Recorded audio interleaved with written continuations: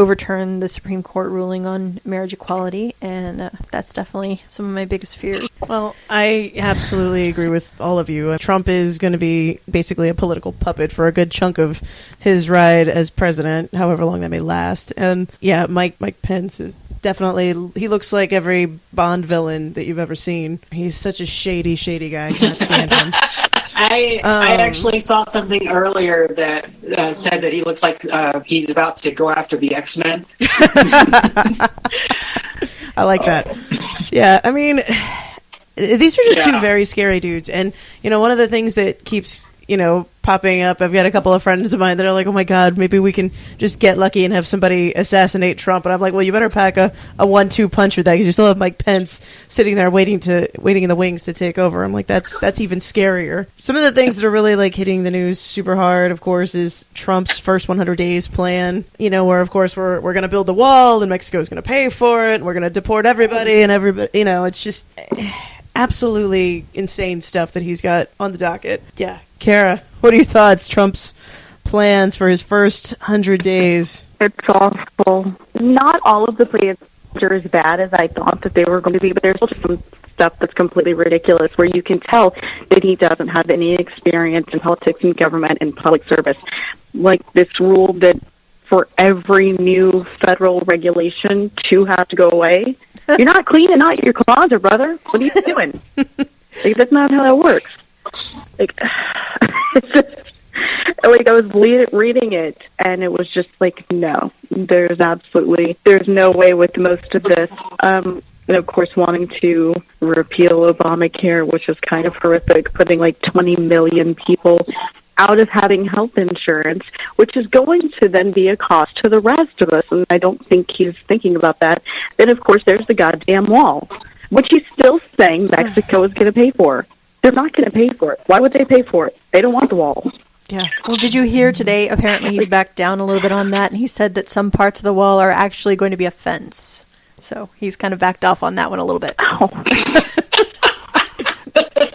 What I told somebody earlier today was it's not going to be a fence or a wall at all. It's just going to be a hologram with Trump on a scrolling marquee across the top. Ooh, that'd keep me away from it.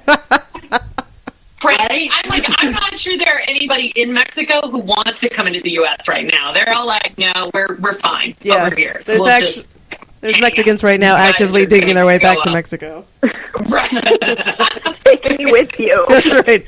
You gringos are crazy. We're out. And I think that's actually going to be another wake-up call for the people who voted for him, because every day it seems like he backs down on another one of his campaign promises, because, he said he was going to build this wall and Mexico's going to pay for it. Well, now we're going to build the wall, and part of it might be fences, and we're going to get reimbursed by Mexico. And we know how reimbursements work. And also, he's promised to repeal Obamacare, and that's a done deal. That Mitch McConnell's all on board for that. And now Trump's saying, well, maybe some things are okay and we're going to keep those things. So we might not repeal the whole deal. We'll keep parts of it. So I feel like his voters are actually going to have a really nasty wake-up call on their part, because he's going to realize as soon as he starts getting some advisors into the office that so much of this stuff that he's been talking about, it's not actually feasible. And somebody's going to have to sit him down and say, hey, no, this really isn't going to work, and you're going to have to stop saying that. And it's going to be really sad for him, and it's going to be really sad for his voters, but I think it's going to be good for the rest of the world. Well, it will be. And the temper tantrum that he's going to have in the White House, I really wish that could be a fly on the wall for that. Oh, it'll be on Twitter. Yes, until they take the password away. 3 a.m. Set your clocks. He really has some unrealistic expectations about how being the president works, because he's already saying that he doesn't want to stay in the White House all the time. He wants to be able to go home to Trump Tower on the weekends. I'm sorry, you don't get to be president just during the week from 9 to 5. You have to. It's a 24-hour, 7-day-a-week job. Well, and can you imagine the Secret Service trying to run security at Trump Tower? That's not even remotely feasible. Most of the stuff, I've only glanced at his 100-day plan, I confess, because it just enrages me so much to even think about the fact that this person has become president when he is so person. You're giving him too much credit. It's so demonstrably proven that he has absolutely no concept of how government works, how our government works, how the Constitution is supposed to function, how the three branches of the American government are supposed to function. It is incredulous to me, out of everything else that the people of this country, or I should say the Electoral College, thanks to 25% of the people of this country, that they elected this man into this office when he is basically the equivalent of a janitor in a hospital being like, hey, I saw a heart once, I could totally do heart surgery for you. That's no problem. And yeah, I just keep waiting for Ashton Kutcher to run out of, the wings somewhere and let America know that we've all been punked, but it's not going to happen. Right? That'd be fantastic. Oh, Ashton, where are you? Ashton, save us. Well, I feel like I'm in like a dystopian novel, so if some 18-year-old wants to come out and save the world, that's cool too. Make sure you're really hot. You can have like a little love affair romance thing where you eventually kiss, and that's like the highlight. I'm fine, whatever it takes to make this go away. God, you are So not. who are you running for in the Hunger Games this year? What district do we live I in? hope my district wins. I'm volunteering as tribute. Oh, we're all just looking for a way out. You're not Sorry, here. suckers. I'm going out first, so I don't have to live through the next 15 years of this bullshit. It's all fun and games Sorry. until you win. That's the sick joke in all this. Yeah. Suddenly we're really crafty and good at Hunger Games. Right, and then I become a puppet for the Capitol. Shit. Plot twist. Well, speaking of how much everybody wants to get rid of Trump and make this all go away, so of course there's the petition making the rounds on social media. I think it's even hit the news and stuff now too about the Electoral College and how everybody's hoping that they can not vote Trump and vote for Clinton instead, holding on to that last shred of hope that maybe we can have her instead of him, pretty please. What do you guys think about that? Wendy, what are your thoughts? I as glorious as that would be, I really think that that's wishful thinking. I don't think that there are enough faithless electorates, is what I believe they're called, to not vote for him and or vote for her, because there are several outcomes. You could end up with, him not winning the electoral vote. You could end up with a tie where neither one of them votes. And apparently somebody said something about them being able to vote for somebody who wasn't even in the top three. Or top four, I guess. I forget about the 4 candidates that we had in some places. Okay, so I have a question then. Looking back at this election now, at the shit show that has been all the Republican nominees.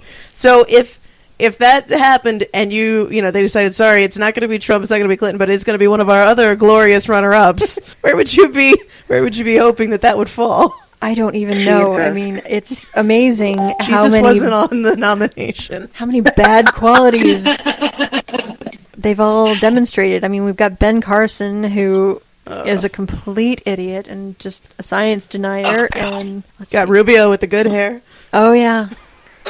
Marco Rubio, Ted Cruz, who, gosh, I almost felt sorry for Ted Cruz after he had to start campaigning for Donald Trump. I mean, really, Donald Trump insults his wife. That's karma. All this stuff. And then he's got to get out there, and he looked so sad while he was making phone calls. Well, if he just could be less creepy, but I don't think that's possible. You started that garbage fire, Ted. You can burn it. Yeah, I know. Ted Cruz's office is just down the street from our house. I really would like to go pay a visit. Yeah, what's the rule? Don't get arrested. I know. It's a very simple rule that I need you to follow. Just don't go to jail. I make no promises. We don't have the cardio to run away very fast right now. I've got bad knees. All right. Well, Katie, Dex, what are your thoughts on the Electoral College petition of doom? It is possible. It is, however, probably unlikely. I've been reading a lot about it actually the last couple of days, and I still don't fully understand what the process is. I know that there are a large chunk of states where it's just not even feasibly possible for them to vote in another manner. The ones that do have that as an option, though, happen to be some of the swing states, or some of the states like Pennsylvania, Florida, that,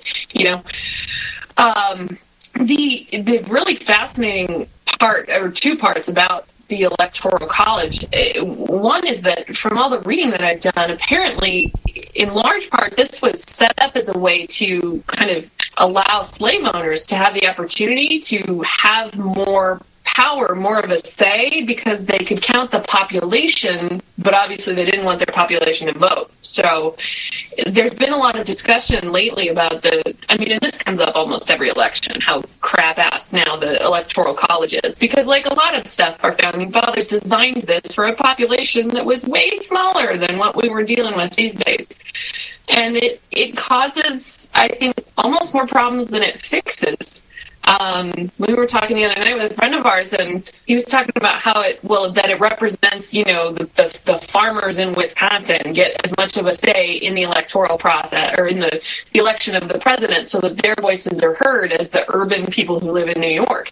And the reality is that when you're talking about somebody who is going to be making decisions for the entire country, I think, quite frankly, that it should be a majority vote versus this Electoral College, and that the states and the state legislatures are the ones that really now handle the issues that affect the people in the states directly.